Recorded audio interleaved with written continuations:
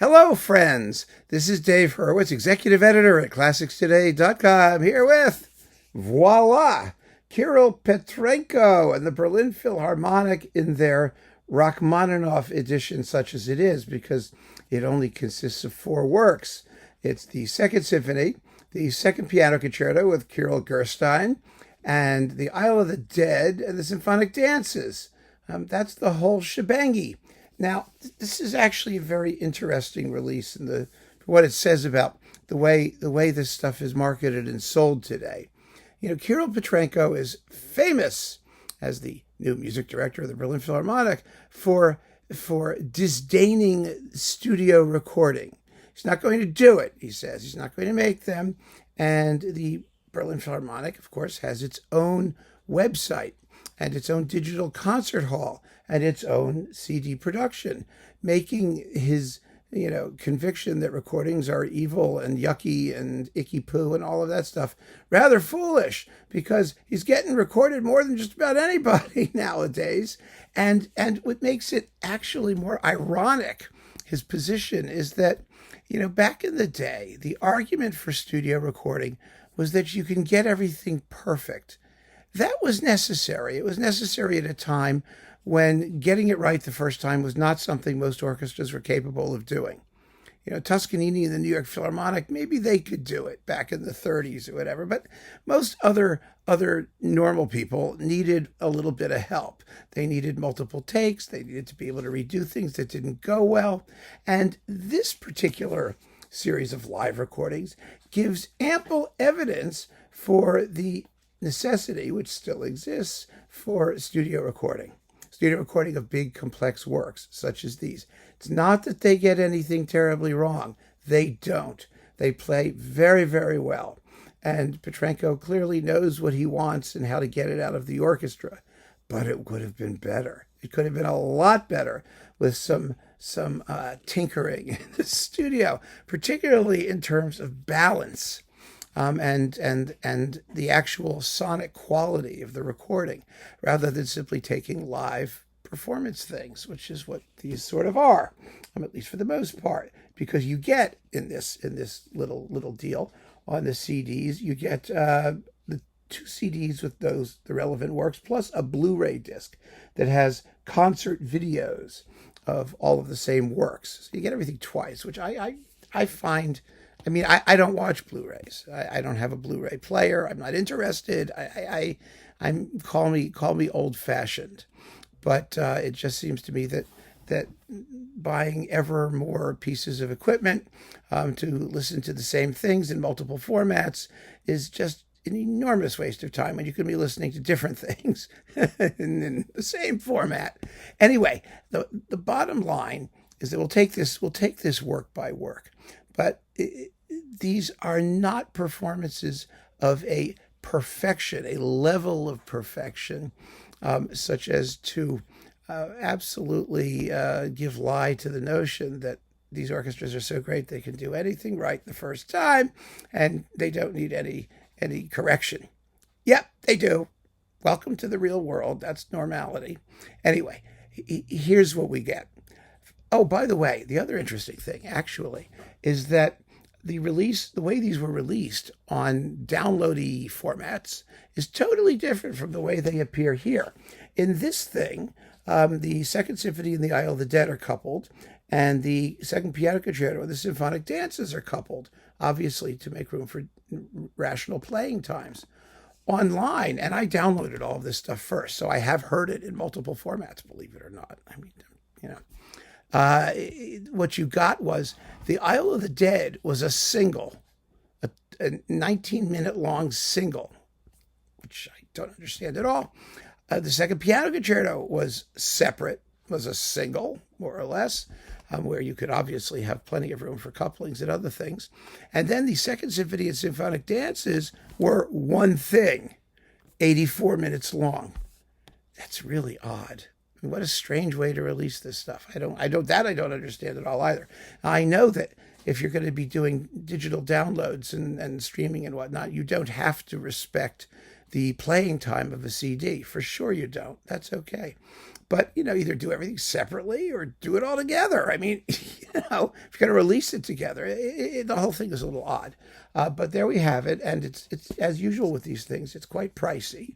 This is like 50 some odd bucks or something, but you get 3 discs. So, and it's in the usual Berlin Philharmonic style box packaging thing here, which is like rather bulky and awkward in terms of its layout and size and whatever, but it's certainly distinctive, and that's what matters. So let's get to the performance. Now, Petrenko is certainly familiar with this music, and so is the Berlin Philharmonic.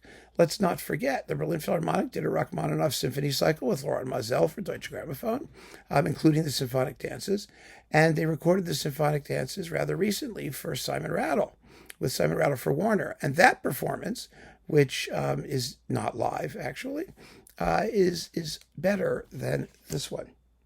And I know that will come as a shock to many of you to hear me praising Simon Rattle at the expense of Kirill Petrenko, but it is.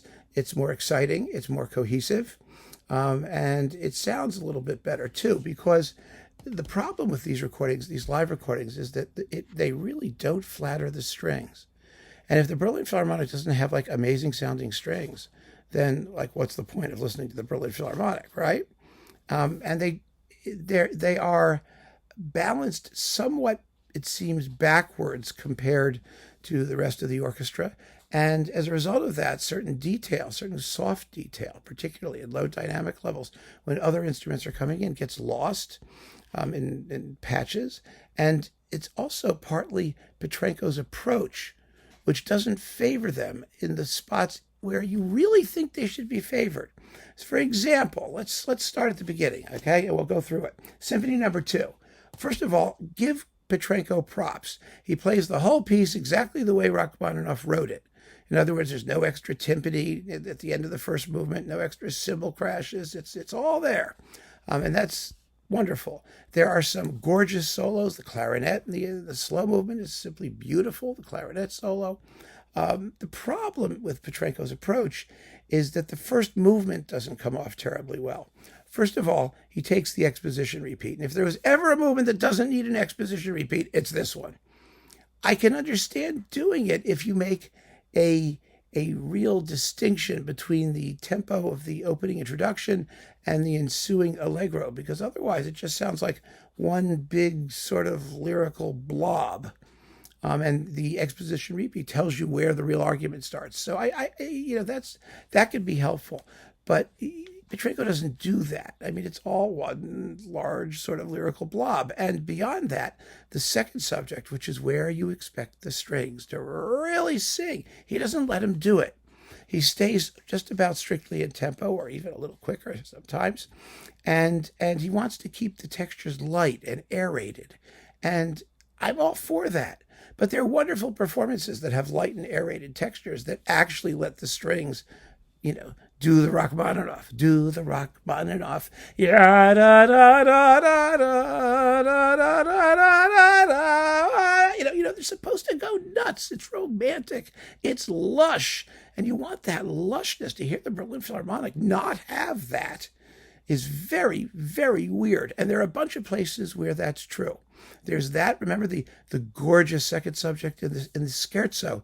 Ya da da da, ya da da da da da. It just doesn't go for anything. And in the adagio, everything is okay. I mean, that's fine. But there's that beautiful subject in the finale. Ya da da da da, ya da da da. They all sound somehow anemic. And I never thought I would use the word anemic and Berlin Philharmonic in the same sentence, but there it is. It's not that the performance is bad. It's not. It's exciting. It's shaped okay, but it doesn't sound quite right. And there have been many quickish performances that pull it off better. David Zinman with the Baltimore Symphony, of all things, is a more successfully shaped and contrasty performance that's very similar in its approach to this one. For example, that's an example. The big climax of the first movement, it doesn't come off. It doesn't come off because it makes a diminuendo too suddenly. It's da da da da da da da da da da da da da bum bum bum, and then it, well, here they hit the climax nicely. And you're like, oh, the cymbals come in, and you think it's going to be great, but then it all just drains away, and so you can't say there's anything terribly wrong, but it's just not as exciting as it could have been. And I really think, what's more, all of these little defects and things and the balance issues and the dynamics could all have been fixed in more controlled circumstances. So after that, we get the Isle of the Dead. Now, the Isle of the Dead is one of the great tone poems in the history of tone poetude, and this is a wonderful performance. Here, everything works beautifully. I mean, yes, at the big moment after that sort of central interlude where the opening theme comes back loudly, I wish the strings had more dynamic. I couldn't help but think of how they would have sounded under Carillon. It would have been like a physical wall of sound pressing you against the back of your chair, would have been amazing.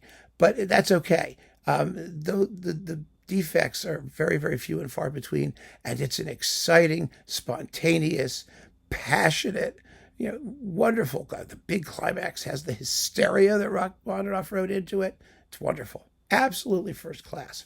And you can get it separately if you download. So there you go. I'll download the Isle of the Dead. I recommend that without reservation. Piano Concerto number 2 with Gerstein. Well, now we're back to the issues that plague the Second Symphony somewhat. Only they're magnified because you've got a piano and an orchestra that you've got to balance. I find this performance to be rather, well, it just sort of meanders.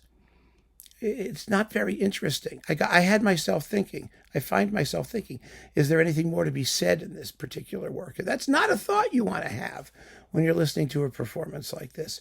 The piano tone isn't very fulsome. The orchestra doesn't really surge the way it's supposed to. The climax of the first movement, again, it doesn't have the right tension.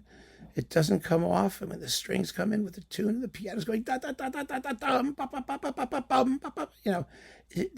There's just no excitement. Maybe in Blu-ray it sounds better. I don't know. The slow movement is lovely. The finale also wanders, and you can actually you get a sense that Petrenko, when the orchestra comes in by itself, is trying to whip up some excitement, and Gerstein is just sort of Gerstein, whatever it is. He's sort of just meandering along a bit. I mean, the ending is very, very pretty, and it's sort of a foolproof piece in some ways. But if you're a connoisseur of the piece, well, there's all kinds of things you can do, and there are so many fabulous performances of it between Rubinstein and Richter and Kochis and Stephen Huff, and the list goes on and on and on. I mean, Ashkenazi, they've all done it. They've done it wonderfully, and this doesn't contribute anything new to the party. The symphonic dances. Well, here we have a case of I liked it when it started. I mean, the first movement is very deliberate. I mean, Rachmaninoff marks it non-allegro. Well, this is non-allegro, not fast, and it's powerful. But again, there's that feeling of the orchestra needed to try it out to get it right, and they hadn't quite. I love the central interlude with the saxophone. It's beautifully sung out. The second movement, well, the opening chords, those muted chords on the brass, they needed to be nastier. The waltz itself is beautiful, but those big, huge string climaxes, they could sound so much bigger. The central interlude in the last movement is as beautifully done and not dull as I've ever heard it. Remember, it consists entirely of a two-note sniglet. Da da da da da da da da, and that goes on and on and on. And I have nothing but admiration for how Petrenko does it. It's fantastic. He takes it rather more flowingly and builds big phrases out of it. You never get this boring sense of, oh God, da da da da da da da da. It's terrific. Now the big climax at the end, well, it's a little bit sluggish. It could have more power to it. And the coda, he